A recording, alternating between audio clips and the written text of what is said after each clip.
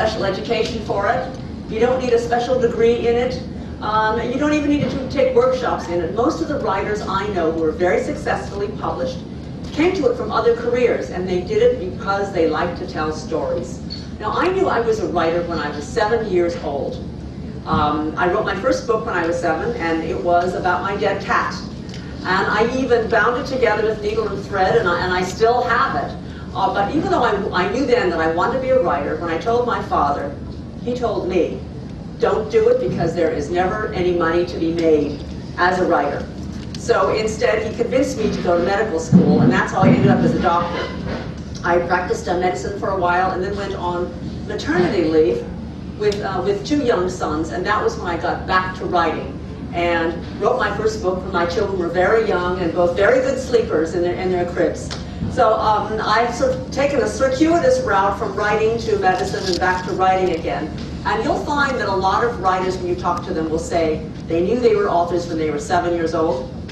They often went to something else because they could not make a living at it. And then eventually that writing bug never left them, and they had to get back to it.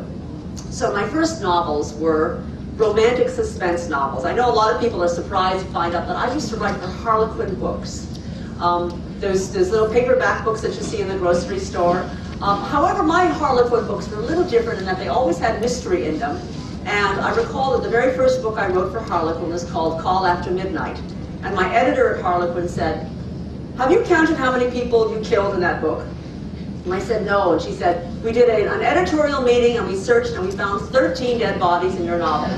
So we realized then, or I should have realized then, that I was a budding thriller author, and that's probably where I should have stayed. So I wrote 9 romantic suspense novels, and then my career changed again. This is I think my talk is going to be more about how a writing career is never a straight path. It often goes veers left and right. I had a conversation with a homicide detective who had been traveling in Russia, and the Russian cops told him that children were disappearing from the streets of Moscow, and they were convinced these children were being shipped to the Middle East as organ donors. Now that was a horrifying thought for me, and 2 weeks later I couldn't stop thinking about these children kidnapped, cut open, and their hearts removed and transplanted into wealthy, sick recipients. And because I couldn't stop thinking about it, I knew this was going to be the subject of my next book. But up until that point, I had never written a medical thriller. It was my first time. And I knew that I was going to finally bring in my medical background, and it was going to be a story in which I told secrets. I told secrets about medicine. And this is a principle that I try to do when I write my books. I try to take you behind the doors of the operating room, take you behind the doors of the autopsy room, because I know people want to know, but we don't want you to know. We want to know what the secret handshake is. And I'm going to try and explain to you what the secret handshake is. Let me wait just a second.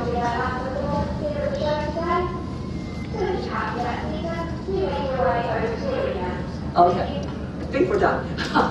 So when I wrote that book, Harvest, which was my first medical thriller, even the title Harvest was considered a secret among the medical profession. That is not a word that they like to use because it makes people upset when they think of their loved ones' organs being taken from them, and the fact that the word harvest is used about them as if they are a stalk of corn or wheat. I tell you also about what it's like in the operating room. What is it like to harvest a heart? What is it like to do a transplant? And I discovered from that particular book a couple of things, not only about secrets, but I also found out that this is how I should be writing books. I should find a subject that moves me emotionally, that gives me an impact, that makes me go, oh my God, what a horrible thought. And that is really where the best books come from. Now, some ideas come from, as I mentioned, conversations. I've also had an idea that was given to me by a reader. I was on book tour for a book about the space program called Gravity. And I was in a bookstore in California, and one of my readers stood up, a very normal-looking woman, and she said, I'm not interested about the space program. I want you to write about something I am interested in. And I said, what's that? And she said, serial killers and twisted sex. Well, I was a little surprised by that, and I had to ask her, what do you do for a living? And she said, I teach. And I said, what do you teach? And she said, the 3rd grade. We're talking about 8-year-old students here. So here is a teacher who gets her fantasy life as she's standing in front of 8th grade students, third grade students, and she's imagining stories about serial killers and twisted sex. So I went home thinking, okay, well, I should be writing a story about this, but what else do I know about what my readers want? And I began to ask my readers, do you like serial killer books? And the women almost invariably said, yes, we love these books, but we only like them if the victims are women. I said, what if the victims are men? They said, we don't care about those.